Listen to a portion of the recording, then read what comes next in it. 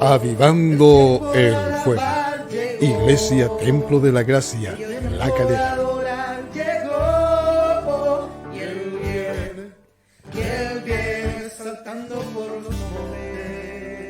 El fuego arderá continuamente en el altar, no se apagará.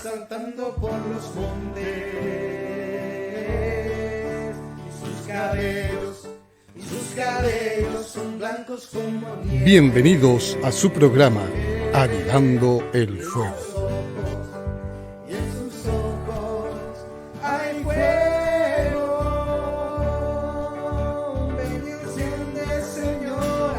Estamos felices de que estés conectado.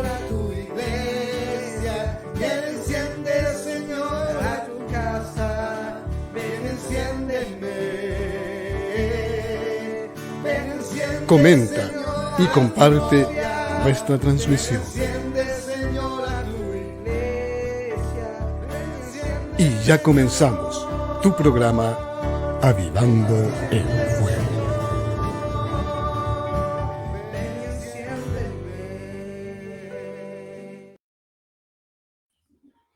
Hola, hola, hola, muy buenas tardes mis queridos y amados hermanos. Sean todos muy bienvenidos a este su programa Avivando el Fuego. Damos las más infinitas gracias y glorias a Dios por estar un nuevo día sábado más en un nuevo horario, solo por hoy, a las 16 horas. Pero yo les agradezco a todos los hermanos que ya están conectados, Dios les bendiga, y a todos los que se van a ir conectando a través del programa.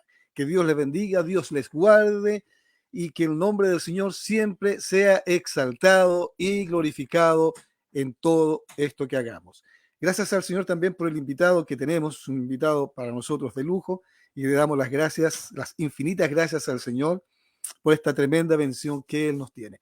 Pero antes de seguir en esto, quiero invitarlos a que cierren sus ojos y encomendar este programa en las manos del Señor para que Él sea hablando nuestras vidas y Él sea bendiciéndonos a través de nuestro invitado. Así que les invito, hermanos, a que ustedes en sus casas cierren sus ojos y oremos al Señor. Buen Dios y Padre Celestial, te agradecemos enormemente el gran privilegio que tú nos das de poder estar un día más, Señor, no solamente en este programa, sino que también en tu presencia.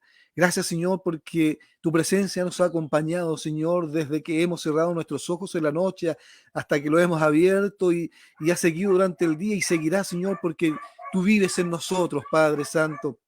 Y si tú vives en nosotros, es porque tu presencia también está en nosotros. Así que te agradecemos por esta gran bendición, Señor, de ser tus hijos, Señor, de estar, Señor, todos los días, Señor, en tu presencia. Gracias, Señor. Bendice, Señor, este programa, Señor. Bendice a nuestro invitado. Bendice a la audiencia, Señor, también que hoy va a estar presente. Que tu nombre sea exaltado y glorificado por siempre. Gracias, Señor, en el nombre de Jesús. Amén y amén. Solo a Dios sea la gloria, solo a Dios sea bendito por siempre y para siempre. Así que gracias al Señor.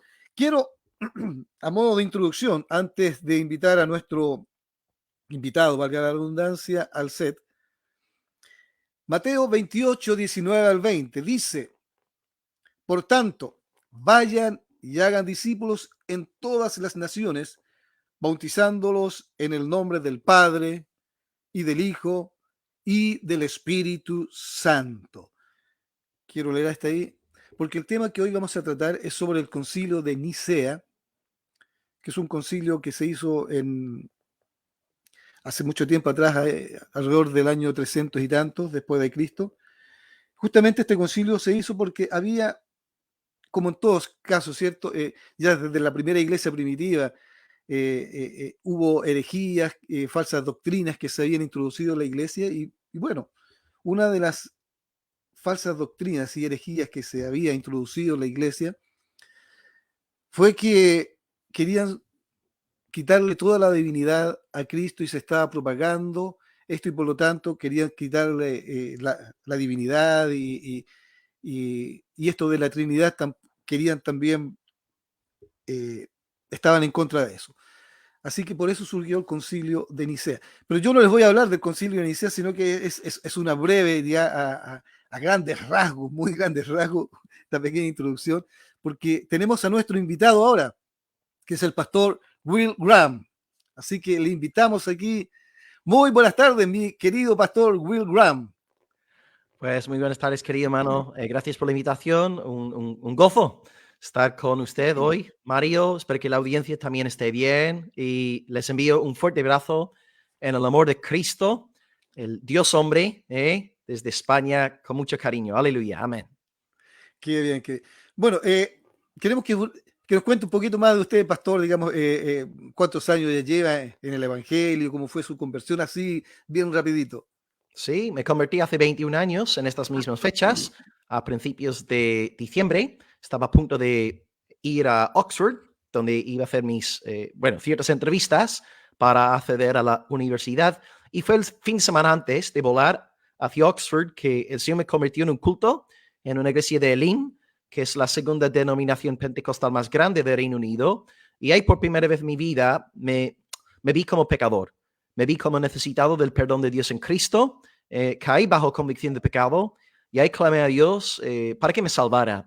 Y en aquel entonces tuve 17 años y bueno, 21 años más tarde sigo alabando al Señor. Ahora estoy en el ministerio pastoral aquí en el sureste de España, sirviendo, bueno, como extranjero, pero también me siento muy amado por mi iglesia. Entonces, bueno, me convertí gracias a un amigo que insistía en que le acompañara a la iglesia. Estuvo durante varios meses invitándome y bueno, por la gracia de Dios, ¿no? A través de mi amigo Johnny, pues llegué a conocer a Cristo y ha sido una aventura de amor, de gozo, de paz.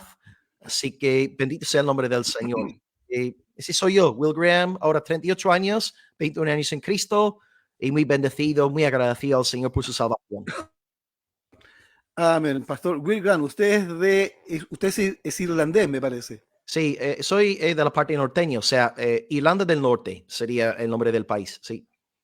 Irlanda del Norte. Irlanda del Norte es la parte más católica que tiene, creo, Inglaterra.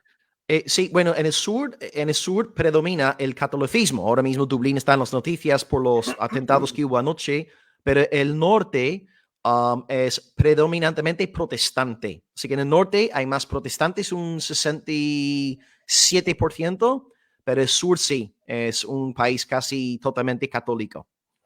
O sea, Irlanda del Norte es la mejor. Amén. Después de Chile, ¿no? Chile primero y luego Irlanda del Norte segundo. Eso sí. Gracias, damos al Señor entonces por eso. Y bueno, yo quiero hacer la aclaración, Pastor Will Graham no tiene ningún parentesco con Billy Graham. No, madre mía, si yo tuviera $1, ¿no? Cada vez que me lanzan esta pregunta, de verdad, si me diesen $1, por cada vez que me hacen esta pregunta, sería más rico que Mark Zuckerberg y Elon Musk. Pero no, no hay ningún. Ahora, es verdad que Graham, el apellido, originalmente era un clan escocés y muchos Graham salieron de Escocia. Algunos hicieron pues su residencia en Irlanda, otros ya viajaron hacia el Nuevo Mundo. Entonces hay muchos Graham en Escocia, en Irlanda, en Estados Unidos. Así que seguramente tenemos ancestros en común, pero no hay ninguna relación directa con los Graham. Aunque bueno, Franklin Graham, el hijo de Billy, me dio like a un post el otro día en Facebook y me gustaría entrevistarlo si pudiese ser, pero no hay ninguna relación biológica, ¿no? Eso es para que quede claro, que tú dices, oh, hijo de Pastor Billy Graham. Bueno, acá nosotros, ya el apellido Graham, generalmente siempre lo decimos Graham. Sí, sí, sí. Sí, Pero ya la sabemos que... pronunciación correcta es Graham, pero claro, yo Graham. reconozco que es muy difícil fonéticamente hablando decir esto, ¿no? Así que Graham, yo me conformo con Graham, así que puede llamarme lo que quiera, yo no me voy a ofender. Amén, amén, gloria a Dios. Gracias entonces al Señor. Bueno, yo les hablaba, ¿cierto?, a los hermanos, bueno, una gran introducción, pero a grandes rasgos sobre lo que es el concilio de Nicea. Y justamente los concilios que han habido en la iglesia han sido por herejías, ¿cierto?, que se han levantado, por falsas doctrinas, que a la final son herejías que se han levantado. Y una de las doctrinas yo creo que es más difícil de entender para la iglesia, de comprender en su totalidad, es la doctrina de la Trinidad. Yo creo que es la que da más dolores de cabeza a mucha gente y todos la creen, pero cuando se dice explícamela, quedamos y hay que, no hay una explicación porque es muy difícil de entender y comprender. Pero bueno, aquí está nuestro pastor Graham, para que él nos hable, ¿cierto?, del concilio de Nicea y lo que es la doctrina del Espíritu Santo, que es una de las doctrinas fundamentales para la iglesia cristiana, protestante o evangélica. Es una de las doctrinas fundamentales y cualquiera que no adhiera a esta doctrina simplemente no es cristiano. Así de sencillo. Cualquiera que niegue la Trinidad, cualquiera que niegue la divinidad de Cristo, cualquiera que niegue la divinidad del Espíritu Santo, del mismo Padre, es un hereje y por lo tanto no es un cristiano. Y han salido, pero un montón de aberraciones, y no solamente podemos decir falsa doctrina, sino que generalmente cosas ya diabólicas, podemos decirlo, que niegan la divinidad de Cristo. Están los testigos de Jehová, los solo Jesús, que hacen una mezcla bien rara por ahí. Y hay otros, ¿cierto? Que, bueno, que esa es otra herejía que podríamos hablar en otra oportunidad, que es el Dios Madre, no sé si usted ha escuchado. Sí, una muchacha me ha escrito esta tarde por el Facebook. Ella me ha escrito, de hecho, diciendo que alguien en la calle le estaba evangelizando ayer, creo que fue, hablando de Dios Madre. Y ella me preguntó si conocía ese grupo y le decía, mire, yo no los conozco, pero justo providencialmente una chica me escribió esta misma tarde hablando de un acto de evangelización. Así que sé que están por ahí, pero no sé exactamente qué es lo que están divulgando, no lo sé. Claro, sí, yo también, y son muy activos. Yo también en la calle una vez me paró una mujer y dijo, oh, quiero hablarle de Dios Madre. Dije, qué, qué raro. Y yo ando investigando un poquito ahí y eso es una iglesia de origen coreano, Ah, ok. coreano. Y es una iglesia muy grande, es una iglesia muy grande. Pero bueno, ese es otro tema. Mm, Pero lo importante, y yo aquí quiero dejarle la palabra ya para que usted nos diga qué fue el concilio de Nicea, ok, por qué se promulgó y sobre el meollo del asunto que era la Trinidad. ok, Así muy que bien. lo dejo a usted, pastor, ahí. Tómese todo el tiempo que estime conveniente. Muy bien. Ok, gracias, hermano. Gloria a Dios. Bien. Bueno, básicamente el credo de Nicea procura hacer justicia a lo que enseña la Biblia, ¿verdad? Porque tú y yo leemos las Escrituras y vemos que Jesús es hombre, ¿verdad? ¿Y cómo podemos comprobar su humanidad? Bueno, vemos que Cristo tenía un cuerpo humano, que tenía un alma humana. Por ejemplo, en cuanto a su cuerpo, nació y al octavo día fue circuncidado, ¿verdad? Entonces Cristo tenía cuerpo porque hubo ciertas sectas, los gnósticos, los docetas, ellos decían que Cristo parecía ser humano, no tenía un cuerpo humano. Y ellos decían que Cristo no tenía una naturaleza humana porque lo físico es intrínsecamente pecaminoso. Pero claro, esto es erróneo, es un fruto de la enseñanza griega, pero la Biblia habla de la bondad del orden creado y la bondad, ¿no? Porque Dios en el principio, Génesis 1:31, vio todo lo que había creado, las cosas físicas incluidas, y aquí era todo bueno, tov en hebreo, era bueno en gran manera. Entonces nosotros no tenemos un problema con lo físico es bonito, lo físico es bello y creemos que en la resurrección final recibiremos cuerpos glorificados, no vamos a ser fantasmas. Pero los gnósticos, los docetes decían, no, no, Jesús parecía ser humano, pero no era literalmente un hombre, ¿no? Porque si hubiese sido un hombre, habría sido pecador. Pero esta forma de pensar es errónea, porque Adán y Eva eran seres humanos con cuerpos antes de la caída y en aquel momento estaban sin pecado. Así que podemos decir que Jesús tenía un cuerpo humano porque fue circuncidado. Vemos en las escrituras cómo come, bebe, se cansa, ¿verdad? Está cansado del camino cuando charla con la mujer samaritana en Juan 4. Vemos a Jesús en otro episodio dormido, acostado en la barca y por supuesto muere. Entonces vemos señales de que Cristo tenía un cuerpo humano y saludos para Pastor Ariel Romo, que estuvo con nosotros en el canal el domingo pasado. Y también tenía un alma humana. Por ejemplo, en Juan 12:27 habla de que mi alma está turbada, ¿no? Cristo lloró ante la tumba de su amigo Lázaro en Juan 11:8. 35, no tenía un alma. Él no era, digamos, un ovni, un extraterrestre. Él tenía un alma humana. Así que Cristo tenía un cuerpo humano, tenía un alma humana.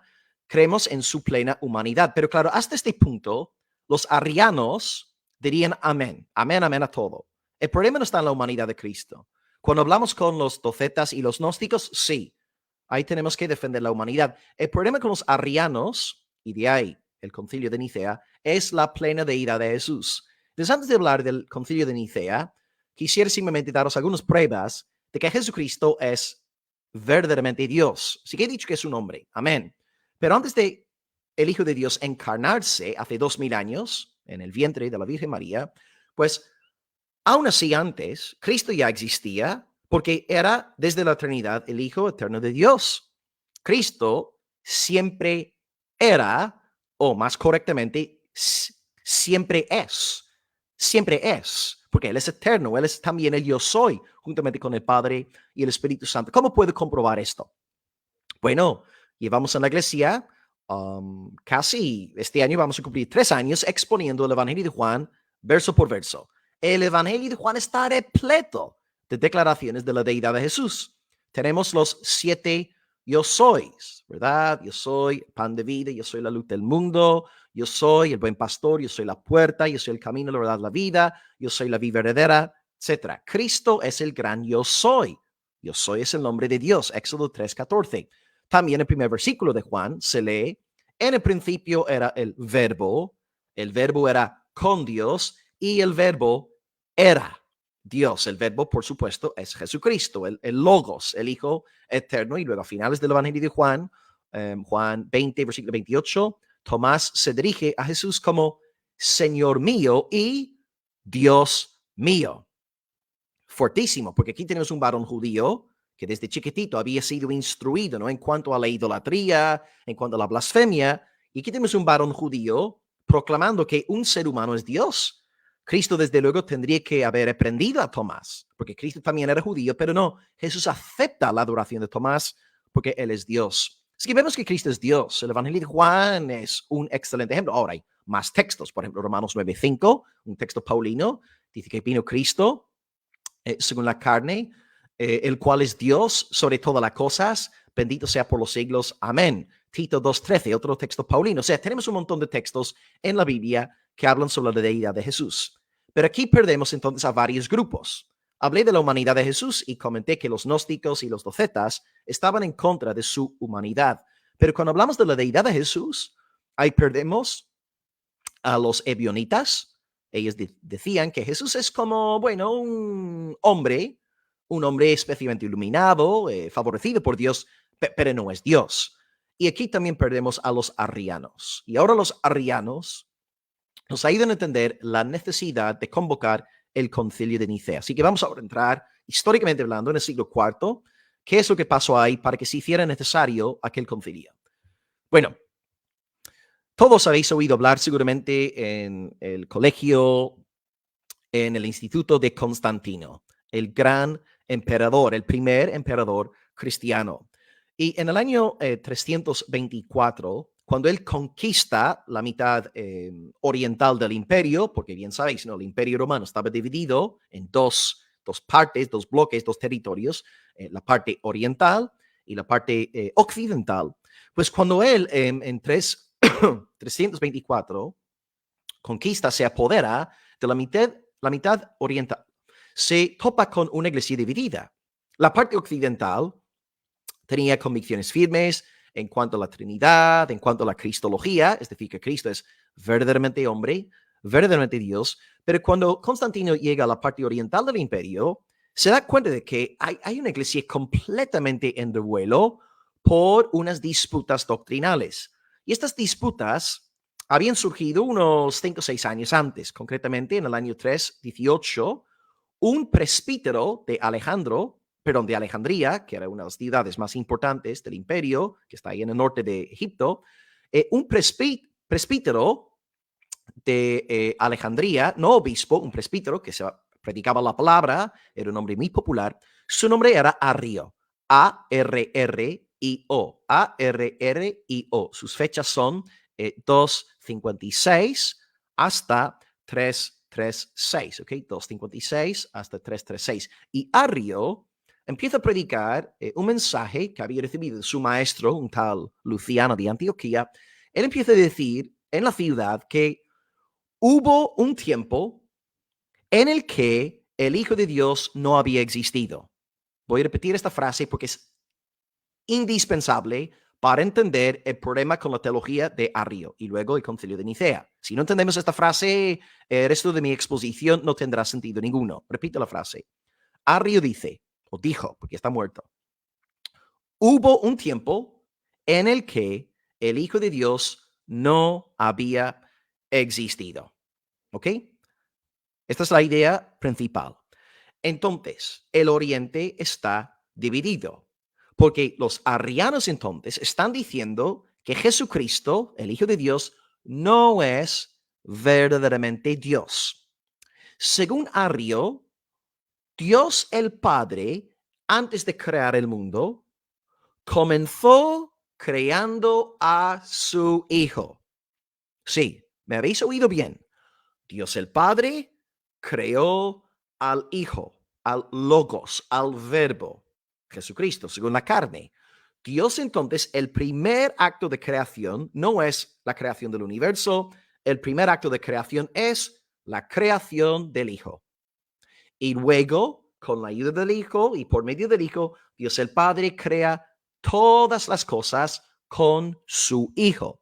Este Hijo, según Arrio, es excelso, sublime, el más exaltado de todas las criaturas, pero en última instancia sigue siendo una simple criatura. ¡Wow! Yo sé que esto para nosotros suena fuerte, porque somos evangélicos, hemos sido instruidos en nuestras iglesias, ¿no? Hoy habrá hermanos aquí conectados que están en la iglesia pentecostal, la iglesia bautista, la presbiteriana, la reformada, la congregacional, etc. Y todos hemos sido instruidos en que Cristo es verdaderamente Dios. Pero Arrio dice no. Cristo, el Hijo de Dios, fue creado antes de la creación del mundo y luego por medio de él fueron creadas las demás cosas. Pues en respuesta a esta herejía, un par de años más tarde, la autoridad de Alejandría, la autoridad eclesiástica, su nombre era Alejandro. Es bastante fácil, ¿no? Acordarse de esto, ¿no? Alejandro, el obispo de Alejandría. Y él está bien inquieto, y yo estoy de acuerdo, ¿no? Yo también estaría preocupado por semejante herejía. Él convoca un concilio ahí en Alejandría con ciertos obispos egipcios. Y ellos entonces conversan sobre el veneno que venía predicando Arrio, y este grupo, este conjunto de obispos toma la decisión correcta de excomulgar, de destituir a Arrio de su puesto de presbítero en la iglesia. Arrio no reaccionó de forma positiva. Se marchó, enfadado, y se fue para Palestina, donde empezó a hacer campaña entre los obispos del Oriente, porque Alejandría se había vuelto contra él, y él intentó ganar a adeptos para su causa. Empezó escribiendo cartas a otros obispos y presbíteros con mucha influencia, hombres que habían estudiado bajo un tal Luciano de Antioquía. Entonces Arrio decía, mire, yo simplemente estoy predicando las ideas de Luciano, y muchos de vosotros obispos, muchos de vosotros presbíteros, habéis estudiado a los pies de Luciano. Defendedme. Tenemos que hacer algo, tenemos que tomar medidas contra Alejandría y contra Alejandro. Entonces esto llevó a la popularización de la causa de Arrio, y por tanto Constantino llega en 324 con la mitad oriental del imperio en un estado de malestar, agitación, muchísima tensión a nivel socioeclesial. Entonces, ¿qué hace Constantino? Pues él, como cristiano, entiende que su deber es buscar y promover la paz de la iglesia. Y él llega en el 324 pensando, ¿qué puedo hacer? ¿cómo puedo yo remediar esta situación? Porque en el occidente, todos los obispos y presbíteros creen en la deidad de Jesús, pero aquí en el oriente tenemos una facción muy grande que está en contra de su deidad. ¿Qué debo hacer? Entonces, lo que él decide, la decisión que él toma es convocar el primer concilio, lo que llaman el primer concilio ecuménico, de toda la iglesia, y este primer concilio ecuménico se llama el Concilio de Nicea. Ahora, ¿por qué Nicea? ¿Qué quiere decir Nicea? Pues Nicea es el nombre de un pueblo que está en el noroeste de Asia Menor, una zona que tú y yo conocemos hoy día como Turquía. Y él convoca entonces a obispos de todo el imperio para juntarse con el fin de conversar, estudiar, analizar las declaraciones de Arrio y su teología. ¿Qué debe hacer la iglesia cristiana? ¿Ir por el rumbo de Arrio o dar su respaldo a la decisión tomada por Alejandro y a los obispos egipcios en Alejandría? De ahí entonces la necesidad del concilio. Querían responder de alguna forma ante este peligro, porque la iglesia estaba totalmente dividida y Constantino, al ser creyente y es más emperador, él se sintió con esta obligación de defender la unidad del cuerpo de Cristo. Entonces, después de los obispos juntarse, unos 300 ahí se presentaron, llegaron a la conclusión de que Arrio había pervertido la enseñanza escriturística, había negado la doctrina apostólica. Él había negado las enseñanzas claras de la palabra tocantes a la plena deidad del Señor Jesús. Entonces se redacta el archiconocido Credo de Nicea, y os lo voy a leer, y quiero llamar vuestra atención hacia algo muy importante. La estructura es netamente trinitaria. Empezamos con Dios el Padre, luego Dios el Hijo y Dios el Espíritu Santo. El tema claro de la deidad de Jesús es el tema central, y por tanto el credo, un 80% del credo, se enfoca en la persona de Jesús, porque en aquel momento no estaba en debate ni Dios el Padre ni Dios el Espíritu. Estaba en debate la plena deidad de Jesús. Así que empiezo con el primer artículo, Dios el Padre. Es muy sencillo y hasta los arianos estarían de acuerdo con esta primera parte. Dice, creemos en un solo Dios, Padre Todopoderoso, creador de todas las cosas, visibles e invisibles. Hasta ahí. Todos están de acuerdo. Amén, amén, amén. Pero ahora comienzan los problemas. Ahora Nicea va a declarar que Jesucristo es verdaderamente Dios. Dios en el sentido pleno de la palabra, tan divino como el Padre y el Espíritu Santo. Ahora leo. Esta es la parte, la médula, el meollo de la confesión. Dice, a ver, creemos en un solo Señor Jesucristo, el Hijo de Dios, engendrado del Padre y unigénito, esto es, de la esencia del Padre, Dios de Dios, luz de luz, Dios verdadero de Dios verdadero, vamos, más explícito e imposible, ¿no? Que no podrían declarar la deidad de Jesús de forma más expresa, engendrado pero no creado, de la misma esencia del Padre. Voy a regresar a esta terminología en griego en unos instantes.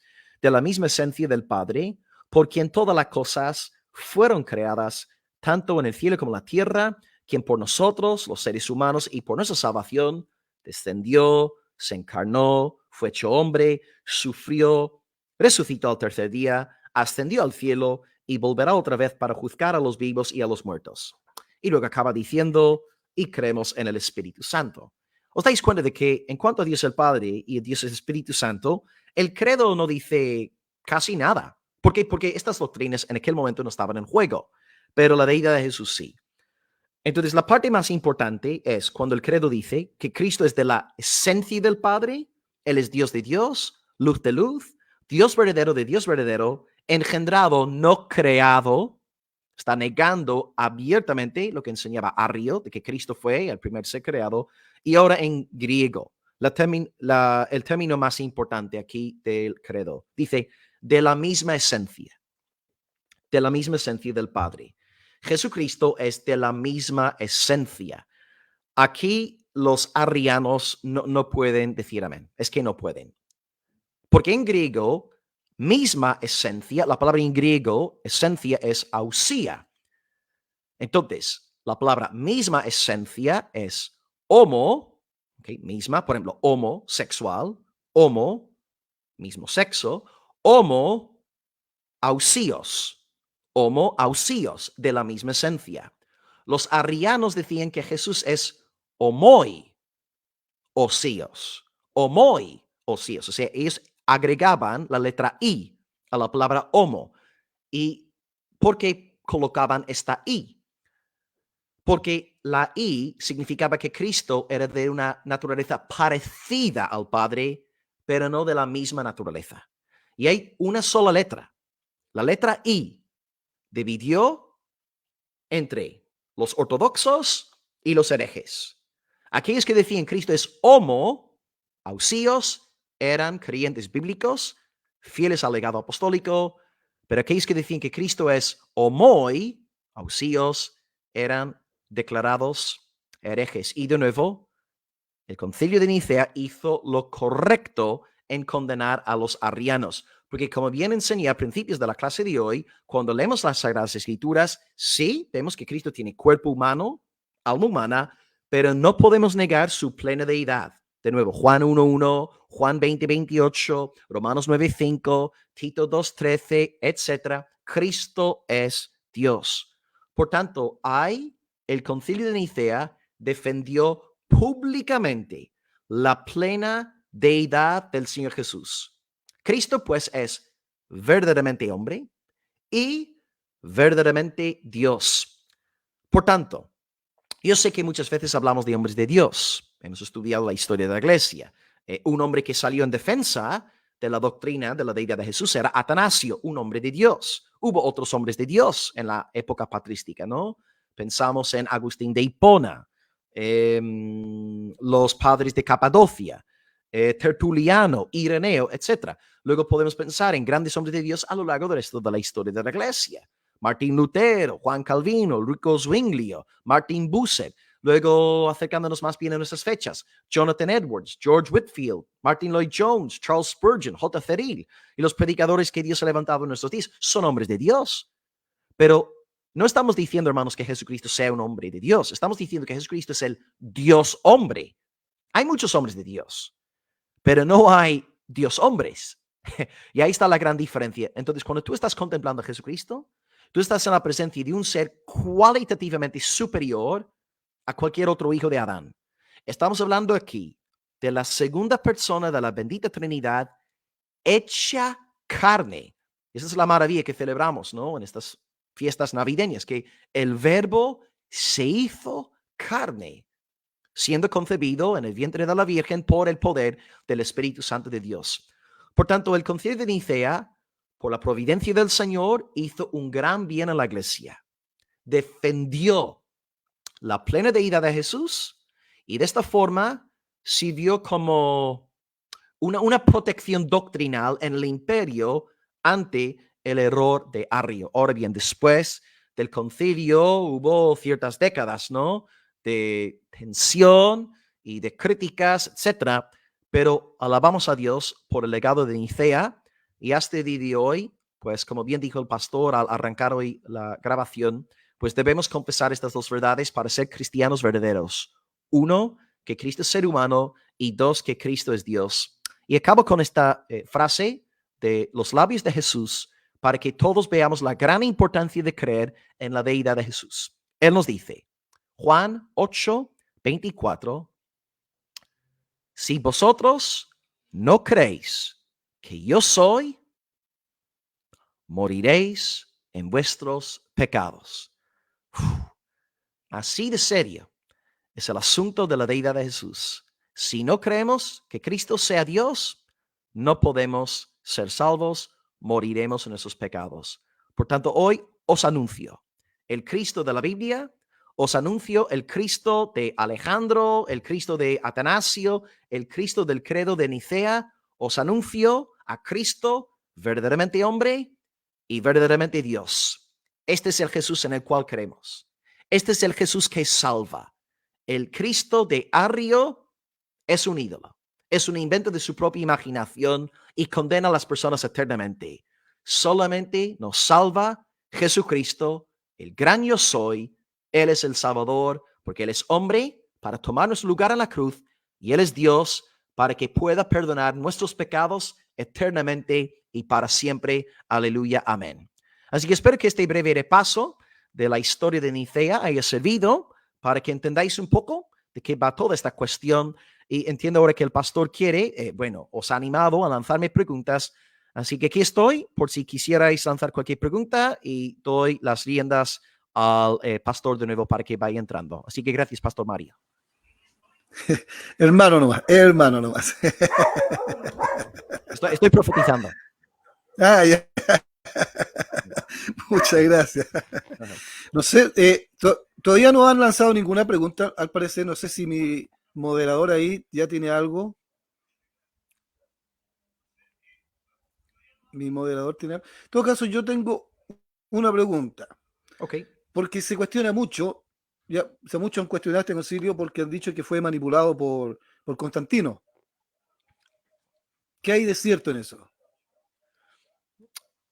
Bueno, manipulado, Constantino sí dirigió el concilio, pero él permitió que los teólogos razonasen a partir de la escritura, y como los propios participantes del concilio, todos ellos, menos dos, estaban 100% de acuerdo con lo declarado, pues Constantino de alguna forma puso su sello imperial a la decisión tomada por los predicadores, los teólogos ahí presentes. Así que no es que Constantino forzara al concilio a creer en la Trinidad, sino más bien que fue el propio concilio, a través de su análisis de las doctrinas de Arrio, llegó a la convicción de que Cristo es verdaderamente Dios. Llevaban décadas predicando esta doctrina, y por tanto Constantino, al ver la reacción de los teólogos, simplemente dijo amén. Entonces no es que Constantino tomara la decisión, no es que él estuviera haciendo teología.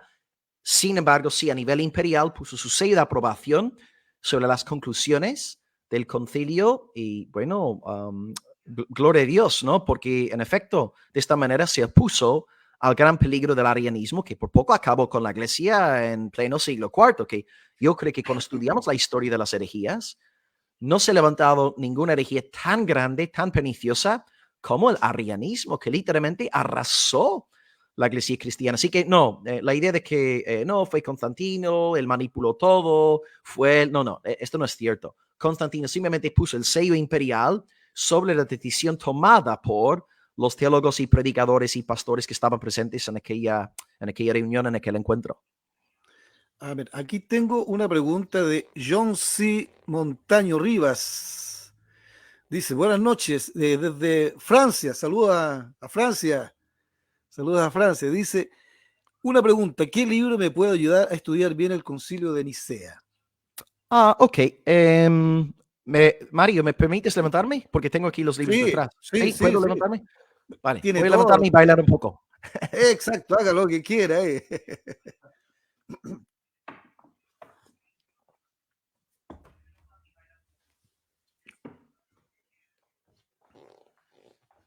Bueno, enseño unos tres. A ver, en primer lugar, un buen libro sobre la historia del cristianismo. A ver, sí, yo creo que se ve bien.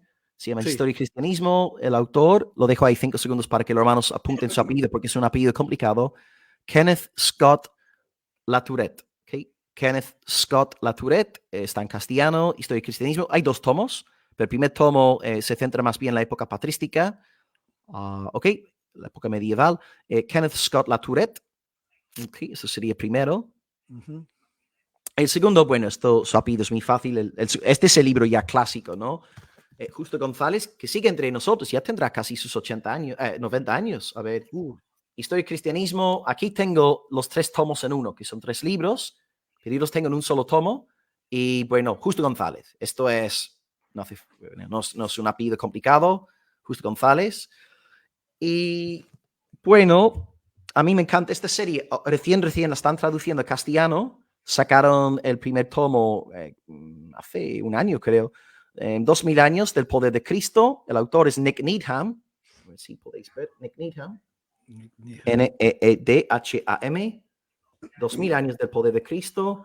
Este libro es un poco más sencillo, menos denso que los otros dos, pero es una serie de 4 libros y bueno, el primero ya está en español. Así que yo creo que los hermanos, si quieren estudiar un poco sobre la época patrística, el concilio de Nicea, los aspectos sociopolíticos, eclesiales, yo creo que estos 3 libros podrían empezar por ahí y así aprender más. Así que ya que el hermano está en Francia, merci mon frère, Dieu vous bénisse. Amén. Amén, amén. Ahí ya tiene 3 buenos libros. Hay, Charles Michelem dice, ¿es exactamente la misma herejía de Arrio, la misma que podemos encontrar en secta como los Testigos de Jehová, entre otras? Sí, sí, exactamente. Muy bien, Charles, o Fabián, este es nuestro hermano Fabián, que estuvo con nosotros ayer en el canal. Sí, exactamente, hermano. Los arrianos son, a ver, ¿cómo decirlo? Descendientes espirituales de Arrio. Su cristología, ellos enseñan que el Hijo de Dios es el primer ser creado. Esto es exactamente lo que enseñan los testigos. Así que, en este sentido, sí. ¿Cuál es el problema con enseñar esto? Como bien señala Atanasio, si Jesucristo no es Dios, no puede ser nuestro Salvador. Porque ¿quién puede salvar? Sino solo Dios. El hombre no puede salvar. Por tanto, Cristo necesariamente tiene que ser Dios para poder salvarnos. Entonces, Atanasio apela a la soteriología para defender la plena deidad de Jesucristo. Así que sí, hermano, en respuesta a la pregunta, Charles, sí, los testigos de Jehová enseñan en cuanto a su cristología exactamente lo mismo que los arrianos. No obstante, los testigos de Jehová también tienen muchas cosas raras sobre escatología que no encontramos ya en Arrio, pero sí, en cuanto a cristología, son gemelos, por así decirlo. Así que sí, hermano, la respuesta es que sí. De hecho, los Testigos de Jehová tienen un libro que justamente dice Jesucristo, el hombre más grande de la historia. El hombre más grande de la historia. Exactamente. Claro, exactamente. A ver, por ahí se me perdió la otra pregunta que había por ahí. La busco al tiro. No me quiere subir esto. Ahí sí. De hermano David Silva Donoso, bendiciones allá a New Jersey. Hermano Daniel Silva dice, pregunta, ¿podemos meter a los mormones en el mismo saco de los arrianos modernos, los cuales son testigos de Jehová? Yo solamente, claro, en la cuestión de cristología, de nuevo, como acabo de decir en respuesta a Charles, vale, en cristología, sí, en cristología sí, pero más allá de la esfera de la cristología, bueno, los testigos de Jehová tienen un montón de doctrinas raras y luego los mormones, vamos, si los testigos de Jehová son raros, los mormones son rarísimos. Ay, madre mía, de hecho, eso es muy complejo. El 23 de diciembre voy a tener un invitado a mi canal hablando sobre las creencias de los mormones. En cuanto a cristología, sí, que ellos básicamente llegan a la misma conclusión de que Cristo es un hombre, pero llega a divinizarse. Es como un poco como la doctrina de los adopcionistas o los ebionitas que mencioné en mi exposición, que Cristo era un hombre muy bueno y a través de su excelencia moral, Dios lo adopta como su hijo y le atribuye cierta divinidad. Esto es un poco lo que enseñaban los mormones. Así que en cuanto a cristología, sí, porque ven a Cristo en última instancia no como Dios eterno, pero en cuanto a otros aspectos, bueno, los mormones enseñan un montón de cosas que Arrio se habría partido de la risa. Pero en cuanto a cristología, sí, una cristología muy defectuosa. De hecho, los mormones hace un tiempo atrás ya han hecho toda una campaña, inclusive tienen hasta un eslogan en venir a Cristo. Y hacen bastante énfasis en venir a Cristo. Yo un día, hace muchos años atrás, conversando con los famosos elders, estábamos conversando, en fin, le dije, pero le hice una pregunta, te dije, mira, tú como mormón, quiero que me seas sincero, pero muy sincero. Para ti, ¿quién es mejor? ¿A quién prefieres? ¿A Jesús o a tu profeta Smith? Y tuvo que decirme, y fue sincero, y yo le agradecí mucho, porque dijo, mi profeta Smith. Madre mía. Y eso que ellos lo niegan, dicen, no, si José Smith no es más importante, pero cuando uno le hace una pregunta sincera y la persona sea sincera, da esa respuesta. Es terrible, es terrible. Gracias, hermano David Silva. Dice Radio Entre Cristianos. ¿Qué pasaba con el cristianismo antes del concilio de Nicea? No sé exactamente qué quiere decir con la... no sé, si podría ser un poco más... No sé Específico. a qué quiere llegar con esto. No entiendo lo que está ahí preguntando. Supongo con la iglesia, no tampoco podría ser.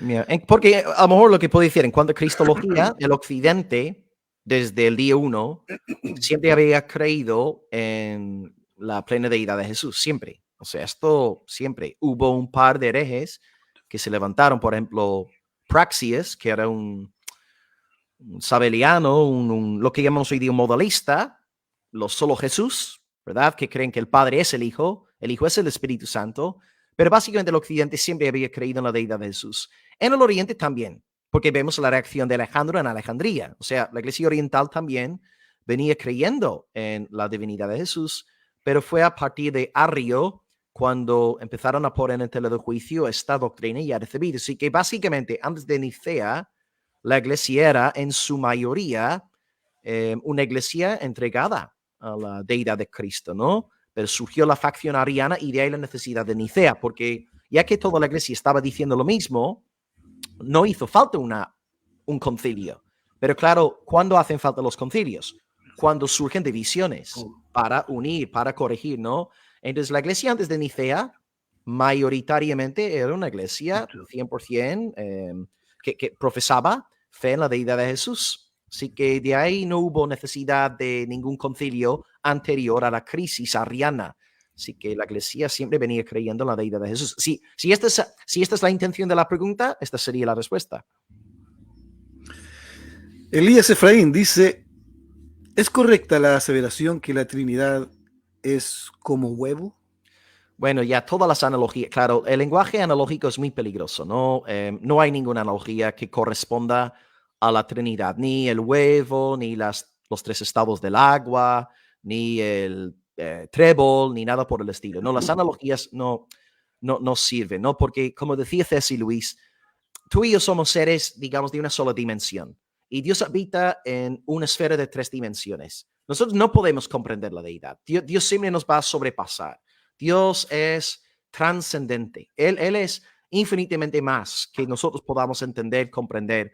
Así que entiendo que hay intentos de alguna forma hacer justicia a la Trinidad, ¿no? Pero, por ejemplo, el tema del huevo, ¿no? Hay una separación clara entre la cáscara, la parte, el yelmo, la parte blanca, y claro, esto no encontramos en la deidad, porque vemos que son una sola esencia, 3 en persona, y hay una pericosis, ¿no? Que los 3 son totalmente inseparables. Así que la cáscara sí se separa del yelmo. Y esto entonces no se puede aplicar a la Trinidad. Ahora, yo entiendo la razón por la que alguien va a utilizar un ejemplo como el huevo, pero la analogía sigue siendo defectuosa, ¿no? Porque al fin y al cabo Dios es Dios y nunca vamos a poder hacer justicia a su grandeza divina. Como decía Agustín, si tú y yo lo pudiéramos comprender, no sería Dios. Y dijo esto porque, claro, tú y yo tenemos una mente finita. Por tanto, si tú y yo fuéramos capaces de entender a Dios, Dios sería un ser finito. Porque, ¿verdad? Dios, para ser entendido Dios por una mente finita, Él sería finito. Pero ya que Dios es infinito, no lo podemos comprender en su totalidad. Por tanto, si lo comprendiéramos, no sería Dios. Así que el ejemplo del huevo no sirve, el ejemplo del agua, el trébol, no. No sirven aquellas imágenes. Vale, entiendo el intento, entiendo la razón por la que alguien quiere utilizar una ilustración así, pero cuando analizamos cuidadosamente las implicaciones de la ilustración, no. Acabamos con una idea incorrecta de la divinidad. Amén, amén. Aquí hay una sugerencia para usted de John C. Montaño. Dice, ¿podría algún día hacer un video de los Amish? Vale, yo no. Bueno, a lo mejor hay vídeos ya online sobre los Amish. Sé que tienen algunas creencias, ¿no? En cuanto a la moda, no usar botones y todo lo demás. Vale, no es algo que me ha impedido nunca en mis redes. Podría, supongo, hacerlo. Ahora mismo estoy con muchas otras cosas. No, a lo mejor en el día de mañana sí, pero gracias por la idea, pero no me voy a comprometer porque no quiero decir una mentira. Así que a lo mejor, no voy a decir nada. No sé si los Amish están muy relacionados también con los puritanos. Por ahí. Ya, los puritanos amor, no Algo eran de- tan separatistas. Los puritanos, por ex- ejemplo, creían en los gobiernos. Los puritanos aceptaban la autoridad del Estado, pero claro, los Amish huyen del gobierno, mm. huyen del Estado, no quieren tener nada que ver con la vida sociopolítica, ¿no? Así que los puritanos no eran tan...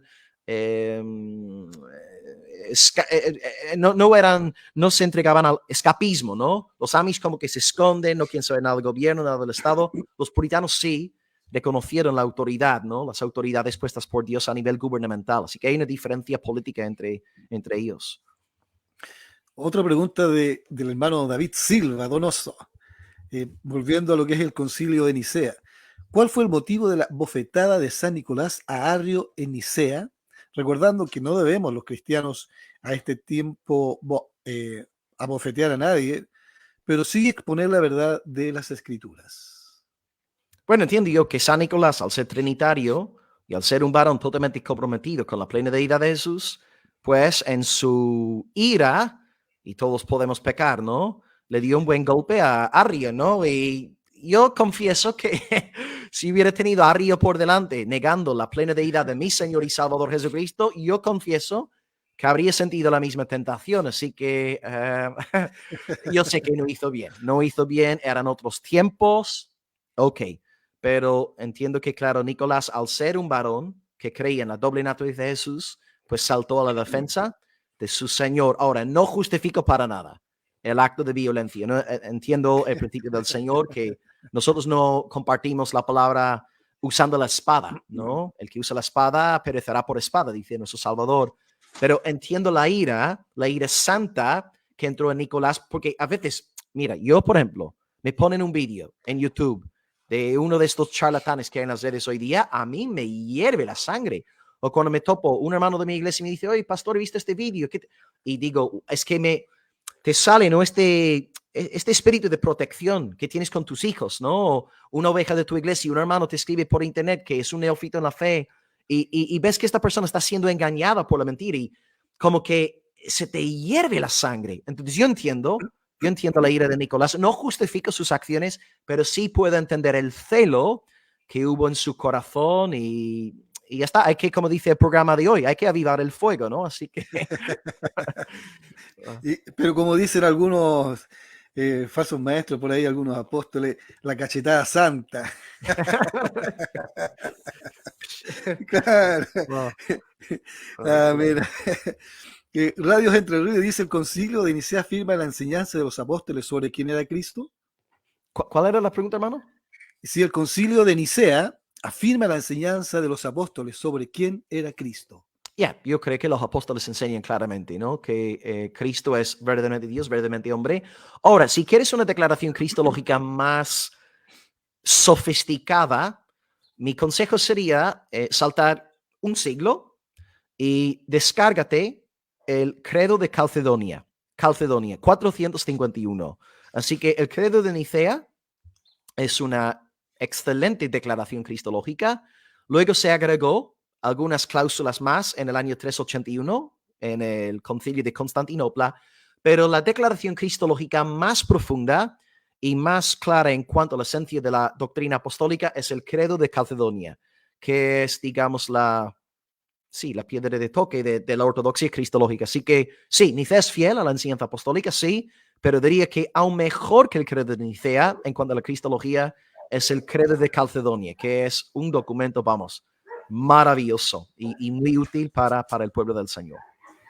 De hecho, más adelante vamos a hablar sobre el concilio de Calcedonia también. Wow, gloria a Dios. Sí, vamos a tratar de hablar sobre todos los concilios y todos los credos para que se sepa bien ahí. Sea hermoso. Así que vamos a ver si en una de esas también lo invitamos por ahí. Amén. Amén. Dijo amén, gracias a Dios. A ver, David Sánchez López dice, primero de Elías, que ya estaba ahí. Volvamos a Elías, dice, ¿es necesario conocer los concilios de la iglesia y por qué? A ver, necesario. ¿Necesario para ser salvo? No. No hace falta conocer el credo de Nicea para ir al cielo. ¿Qué va? Tú para ser salvo necesitas creer en Cristo. que Él murió por tus pecados, resucitó al tercer día, volverá en gloria.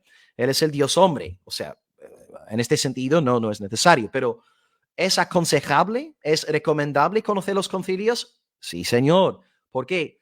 Porque estos concilios se celebraron en contextos de gran apostasía y las conclusiones precisas de los concilios, os leo hoy la declaración de Nicea, que es una declaración muy cuidadosamente redactada. Estas declaraciones, estas frases tan cargadas de profundidad teológica, nos alejan de caer en manos de lobos y de falsos profetas. Así que no digo que sea necesario conocer los concilios para ser salvo, pero sí es aconsejable para no ser engañados. Y bueno, incluso la primera generación de los reformadores, las confesiones luteranas y reformadas, esas declaraciones reconocían la validez y la importancia de los grandes credos y concilios del pasado, ¿no? Por ejemplo, el credo apostólico, el credo niceno, constantinopolitano, el credo de Calcedonia. Algunos también los luteranos citan el credo de Atanasio, aunque la confesión no fue escrita por Atanasio, pero lleva su nombre porque es fiel a su teología. Así que es aconsejable conocerlos. Sí, hay que conocer estos decretos, estas declaraciones. No es necesario conocerlos para ser salvo, pero sí es aconsejable para no ser engañado ante tantos falsos maestros como los hay en nuestros días.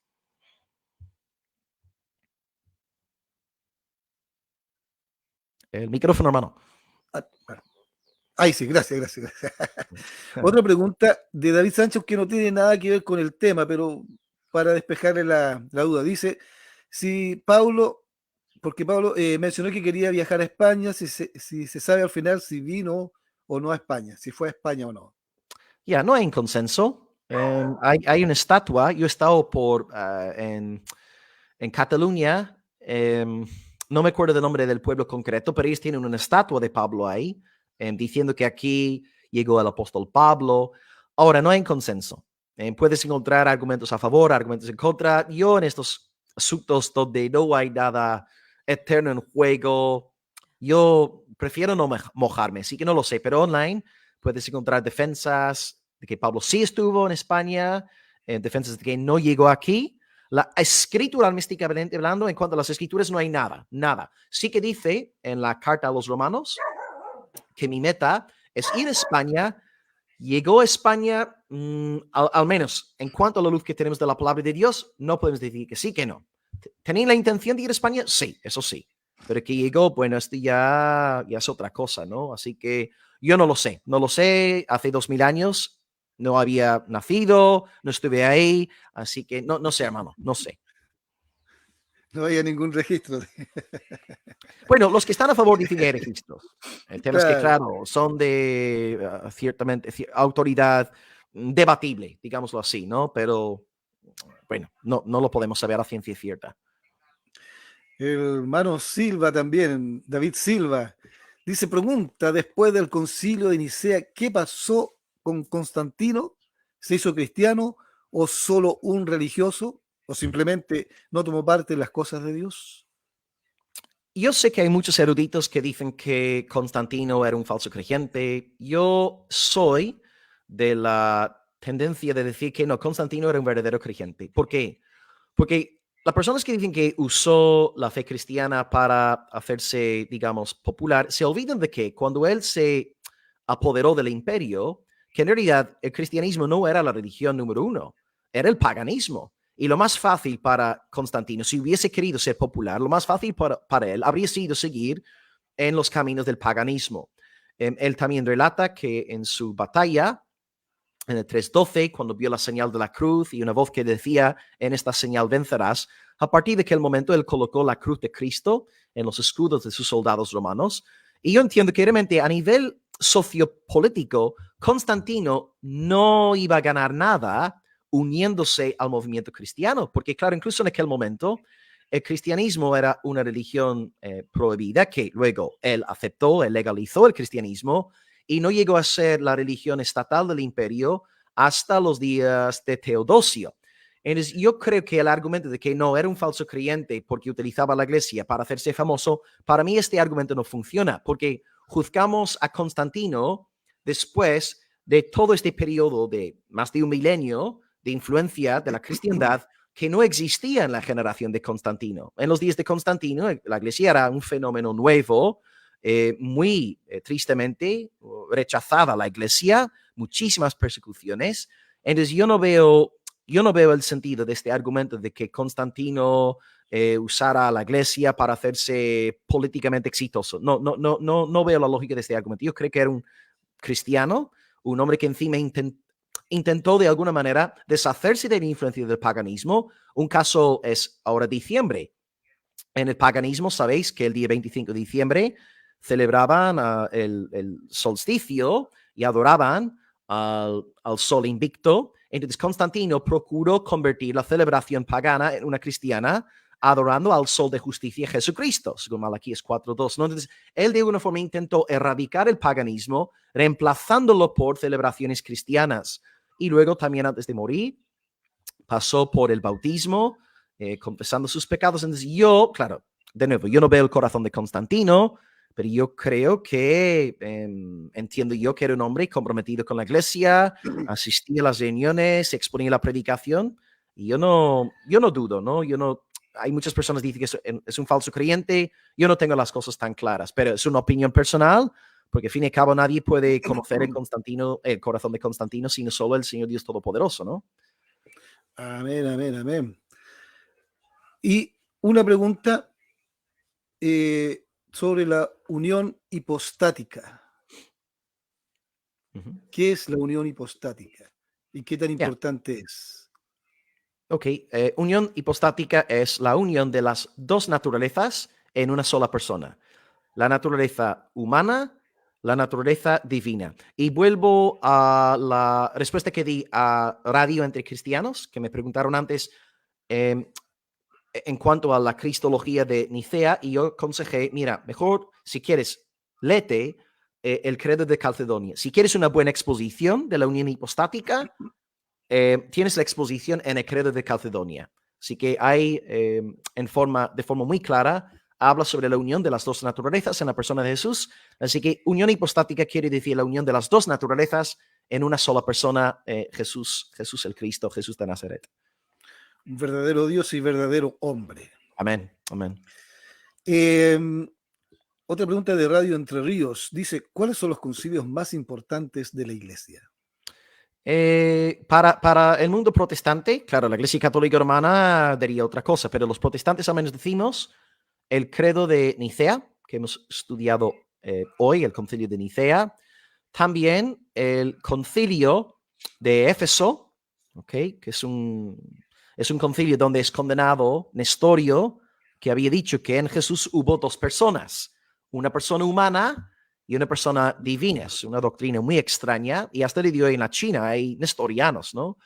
Así que el concilio de Nicea, el concilio de Éfeso, que es 430, no he nombrado este concilio en mi exposición hoy, y luego lo que acabo de decir, el concilio de Calcedonia, 451.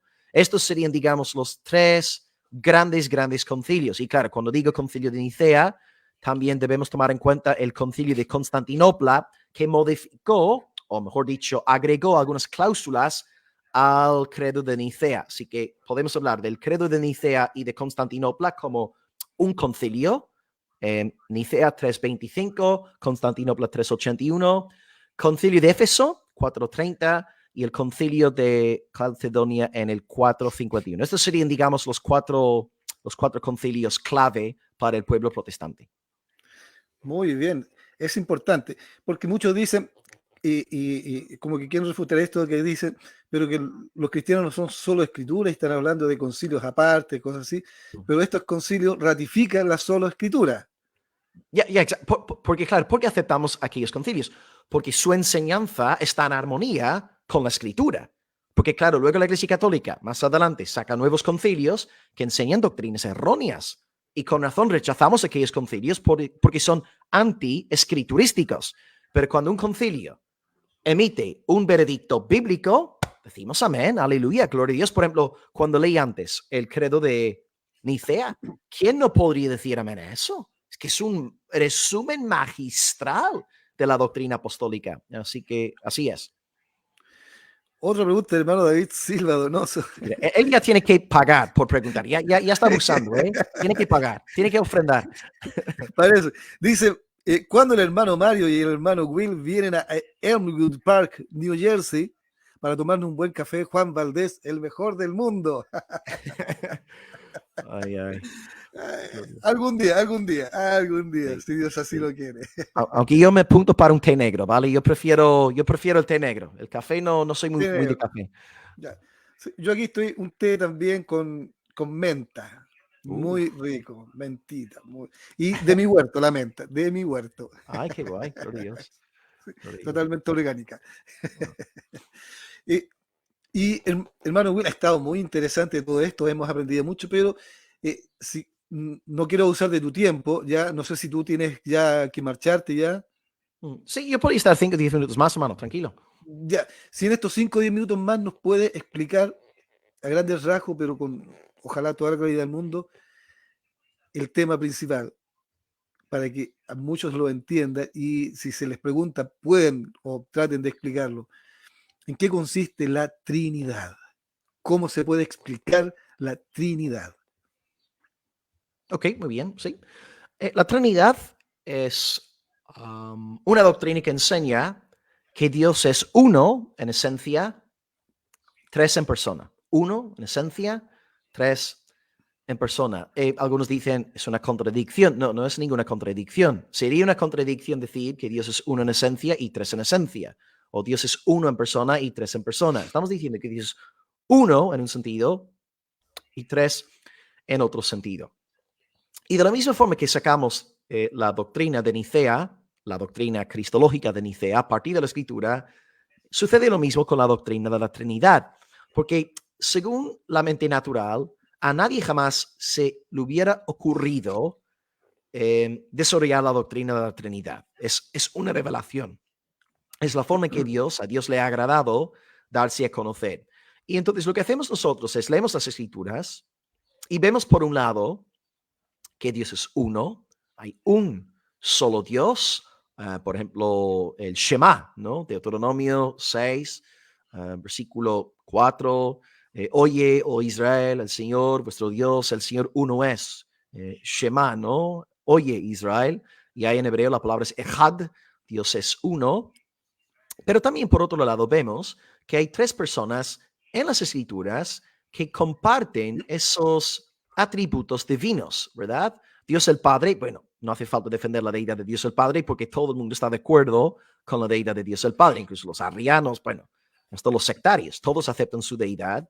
En cuanto a Cristo, bueno, no hace falta que repita lo que antes dije en la grabación, ¿no? Presenté una serie de textos que defienden su plena deidad, no voy a citar los versículos, pero si queréis las referencias, Juan 1:1, Juan 20:28, Tito 2:13, Romanos 9:5, los yo sois que aparecen, Juan 6:35, yo soy el pan de vida, etcétera, ¿no?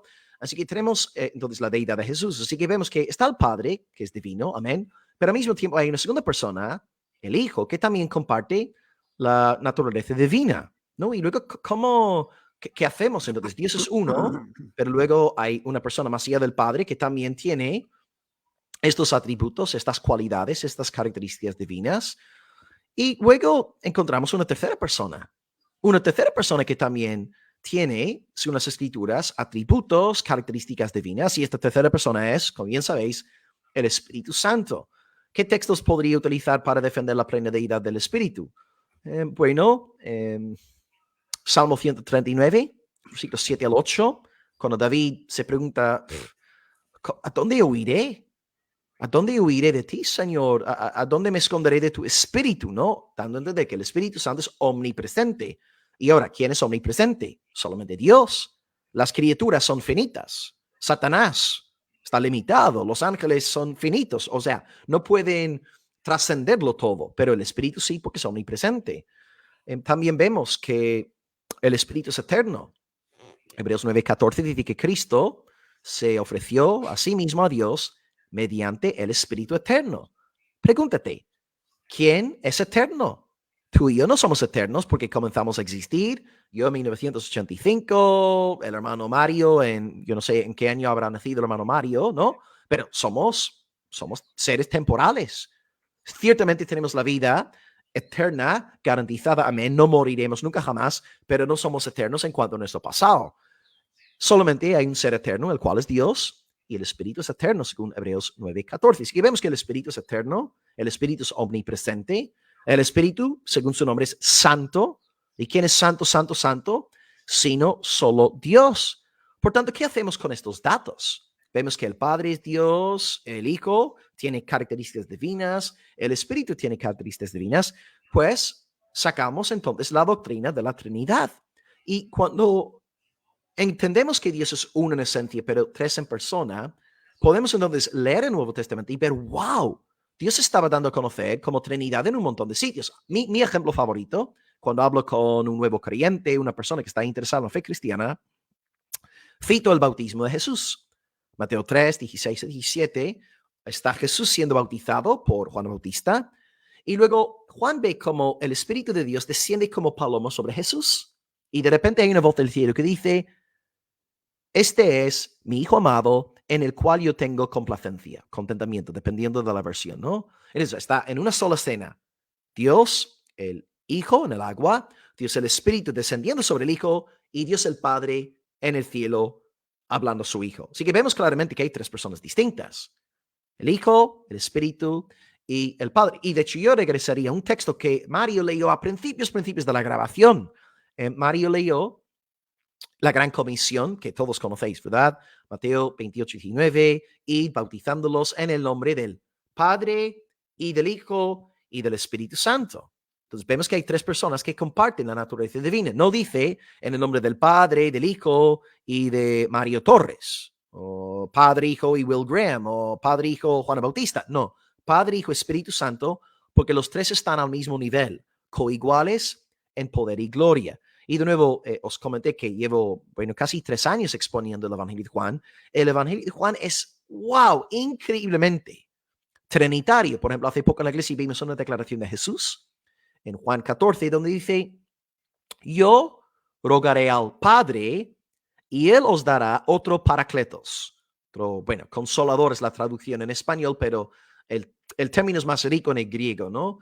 Así que yo rogaré al Padre, Él os dará otro paracletos. Así que está Cristo orando al Padre y el Padre da el paracletos. Y luego en el capítulo 16, Jesús dirá, el Padre enviará el paracletos en mi nombre. Entonces, vemos entonces en las Escrituras que Dios se está dando a conocer como uno en el sentido, pero hay tres personas. El Hijo, el Espíritu, coiguales en poder y gloria. Y reconozco que es difícil entender. Todos los misterios de la fe son complicados, ¿no? Porque, al fin y al cabo, tenemos una mente finita y, es más, somos muy pecadores. Así que la unión hipostática, yo confieso que es una doctrina difícil de entender y la doctrina de Trinidad es difícil de entender. Pero ya que estamos convencidos de que Dios es veraz, Dios es fiel, nuestro Dios no miente, Tito 1:2, Hebreos 6:18, Dios es la verdad misma, el Hijo es la verdad, el Espíritu es la verdad, pues nos vemos obligados a creer lo que enseña la palabra en el sentido de que tenemos un solo Dios, pero tres personas que comparten la naturaleza divina, Dios el Padre, Dios el Hijo, Dios el Espíritu Santo, benditos sean por los siglos de los siglos, desde ahora y hasta el día de la eternidad. Aleluya, amén. Así que esta es en esencia una breve explicación y, bueno, apologética bíblica de la doctrina de la Trinidad. Dios tiene una en esencia y tres en persona. Amén, amén, amén. Gloria a Dios. Gracias, pastor. Vamos, antes de despedirlo, ya vamos a hacer un pequeño alto musical, ya para que se deleite también con una bonita y hermosa canción. Amén.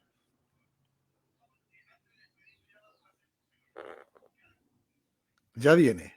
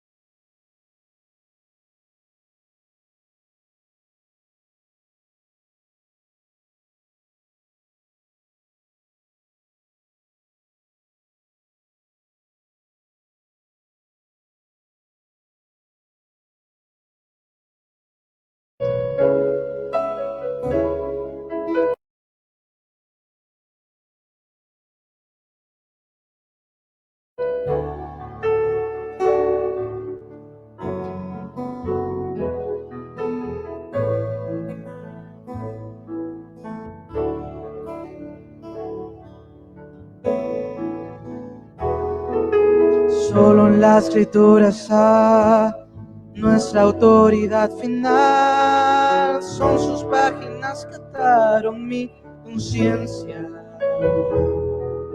Solo en ella confiaré, es la norma de mi fe. Inerrante en la verdad, en ella me hablarás.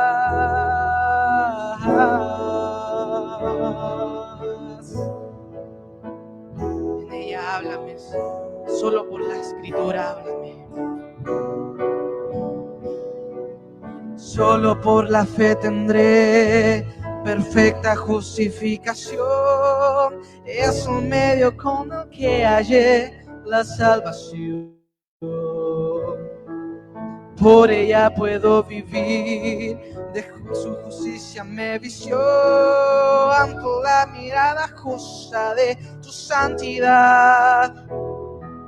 Solo Cristo es el mediador entre los hombres y el único Dios en la cruz fue satisfecha por siempre la ira de Dios, y está a la derecha del Padre y reinando con poder. Solo Cristo.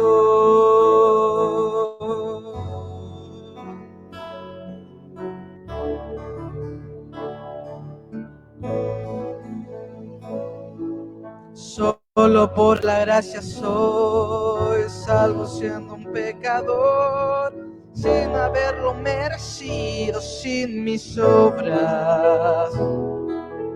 Nunca me podré gloriar, no hay méritos para ganar el favor inmerecido de tu salvación. Solo Cristo es el mediador entre los hombres, el único Dios en la cruz fue satisfecha por siempre la ira de Dios, y está a la derecha del Padre y reinando con poder.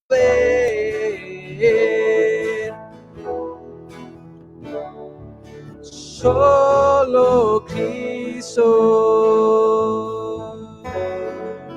Solo la escritura, solo por la fe, solo Cristo, solo por la gracia, y solo aquí en la gloria. Solo a Dios sea la gloria, suya es la redención, el propósito de la historia es rendir la adoración. Solo a Dios sea la gloria, nuestra vida buscará el resplandor de su corona, que por siempre brillará. Solo a Dios sea la gloria, suya es la redención, el propósito de la historia es rendir adoración. Solo a Dios sea la gloria, nuestra vida buscará el resplandor de su corona, que por siempre brillará.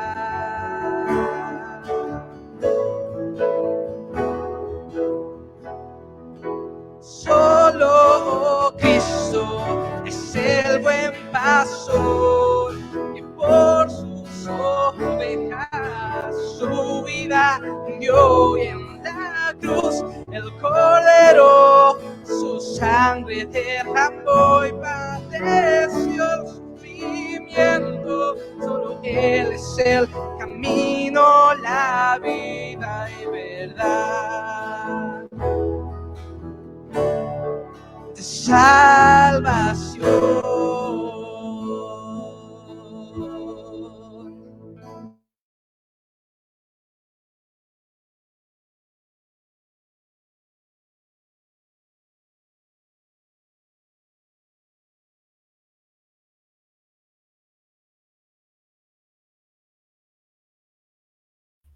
Ahí sí. Amén, amén, amén. Gloria a Dios. Solo Cristo, solo Escritura, solo la gracia de Dios. Qué hermosa canción, qué hermoso himno. Muy hermoso. Bueno, damos las gracias a nuestro pastor. Quedaron algunas preguntas ahí al aire. Eh, sentimos ya, no quiero usar más del tiempo de nuestro pastor Will. Ahí, en todo caso, la radio Entre Ríos dice, en nuestra radio Entre Cristianos, ¿a dónde está? A ver. Se me fue por ahí, se me fue. Yo la busco. Entre Ríos, saludos y bendiciones, ¿no? Ah, que Dios bendiga. No se me fue. Ya, sí, Radio Entre Ríos. Aquí está. Dice, queremos al pastor Will Graham en nuestra radio Entre Cristianos. Denos una entrevista, dice. A ver, a ver. Gracias al su micrófono. Está muteado, está muteado. Sí, Ahí sí, sí. sí. Sí. Sí, bueno, no sé si un hermano o una hermana, pero mañana yo tengo una entrevista en mi canal a las 8 hora española, pero si la entrevista, por ejemplo, fuera mañana a las 6 de la tarde, como es domingo, justo mañana tengo un hueco por la tarde, así que sí, yo no sé si usted está en contacto con este representante de radios, ¿cómo se llama el canal, hermano? ¿Radio Entre Cristianos o algo así se llama? Sí, Radio Entre Cristianos, no lo Pues conozco.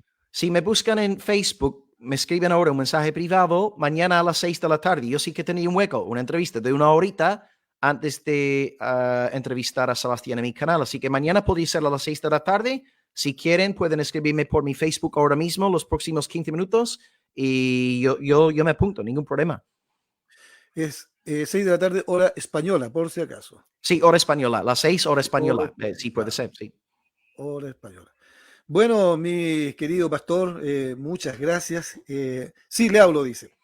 Muchas gracias por darse este tiempo y darnos la oportunidad también de aprender un poquito más de lo que son estas cosas que quizás para algunos hermanos son intrascendentes, pero realmente son muy trascendentes para nuestra vida.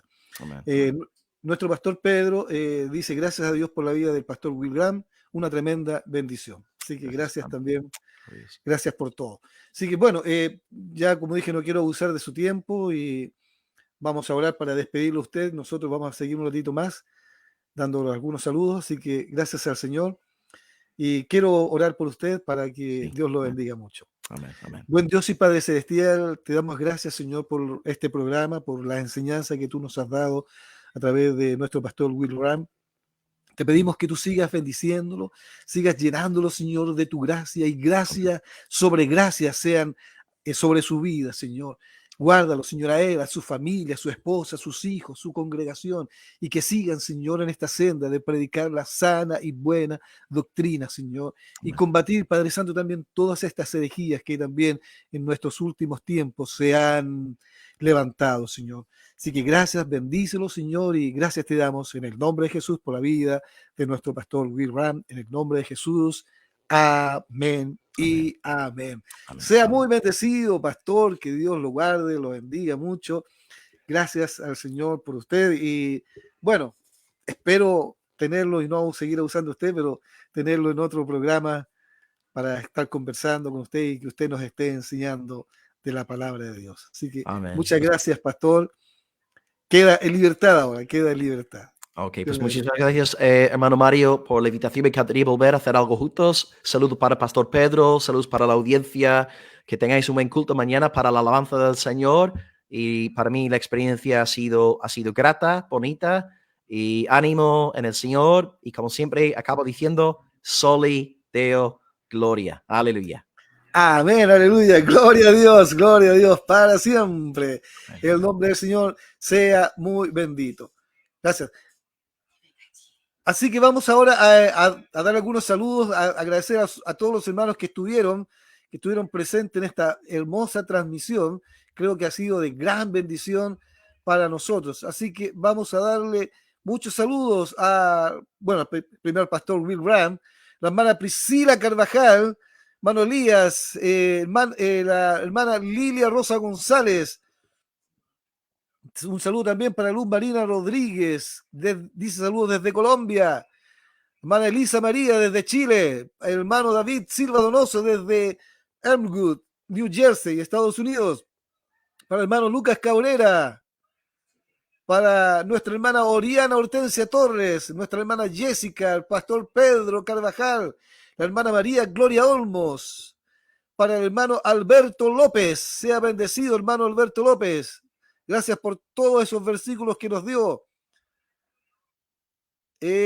Saludo también a Charles Michelin, hermana Dami Carvajal, para la hermana Marcelita y su esposo, hermana Ana M. Segovia, obviamente para Radio Entre Cristianos, para John C. Montaño Rivas, saludo también, para Lea Mitsuki, ¿a dónde tenemos más saludos? A ver, John C. Montaño Rivas, un saludo también ahí, que Dios les bendiga mucho, sean muy bendecidos. Y un saludo también muy especial también ahí para nuestro obispo, el pastor Israel Esteban Ábalos Flores. Pastor Israel Ábalos Flores. También aquí quiero llegar a... Tenemos ya... Y también para Nueva Zelanda, el pastor Juan Farrugia. Que Dios le bendiga. A Nueva Zelanda. Al hermano que está en Francia también. Paula Moreno Rodríguez, también un gran saludo. Un gran saludo. Para Silvia Rojas, también un gran saludo. Que Dios los bendiga. Y a la hermana Ana Carvajal. Silvia Rojas desde Monterrey, Nuevo León, México. Nuevo León en México. Así que saludos a todos los hermanos que nos estuvieron viendo. Que Dios les bendiga grandemente. Y espero que este programa les haya sido de gran y tremenda bendición. Y de gran y tremenda bendición. Que Dios les bendiga. Y también al hermano Claudio Fuentes, de allá de Copiapó, en el norte. Que Dios les bendiga a todos. Y gracias, como dije, gracias. Compartan este programa. Compártanlo, por favor. Denle me gusta, vayan a la página, denle me gusta. Yo más ratito lo voy a subir a YouTube, a @Templo de la Gracia. Lo voy a subir ahí para que ustedes que puedan verlo y puedan compartirlo. Ahí está en pantalla ya la dirección ahí de la página de la iglesia, @Templo de la Gracia. Ustedes lo buscan, se suscriben, activan la campanita y lo comparten con sus amigos, con sus amistades, con su hermano, con sus iglesias. Y que Dios les bendiga. Así que vamos ahora a estar terminando este hermoso programa que ha sido para la honra y la gloria del Señor. Así que les invito ahora a que cierren sus ojos y vamos a despedirnos con la bendición del Señor. Amén. Buen Dios y Padre Celestial, te alabamos, te glorificamos y bendecimos tu grande y poderoso nombre. Te damos gracias porque tú eres un Dios santo, un Dios poderoso, que hoy hemos aprendido, Señor, lo importante de la divinidad de Cristo, lo importante que es, Señor, que nosotros creamos la Trinidad, Señor, que tú, Padre Santo, nos enseñas a través de la Biblia, Señor. Si bien no está escrito el nombre Trinidad, pero a través, Señor, de las páginas, Señor, desde el Génesis hasta el Apocalipsis, vemos como tú eres un Dios trino, eres un Dios grande, un Dios poderoso. Así que ayúdanos a comprender esto, Señor, y a amarte a ti por sobre todas las cosas, amar a Jesucristo, amar al Espíritu Santo, amarte a ti, oh Padre, saber que Padre, Hijo y Espíritu Santo son uno, iguales en esencia, en distinción, en soberanía, porque tú eres Dios y no hay otro Dios como tú, un Dios en tres personas. Te alabamos, te glorificamos por este gran misterio que ha sido revelado a nuestra vida a través de tu palabra, Señor. Bendice a cada uno de mis hermanos, bendice a cada uno de los oyentes, guárdalos para la honra y la gloria de tu nombre. Te lo pedimos y te agradecemos todo esto en el nombre del Padre y del Hijo y del Espíritu Santo. Amén y amén. Nos vemos el próximo sábado y vamos a tratar de tirar este programa también a las 22 horas para aquel que no lo pudo ver. Así que nos estamos despidiendo y viendo el próximo sábado y que Dios, como siempre, les bendiga. ¡Bendiciones! El tiempo de cantar y el bien saltando por los montes. Gracias por conectarte con nosotros. El viene saltando por los montes.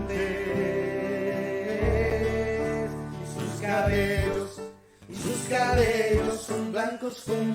Les esperamos el próximo sábado a las 22 horas.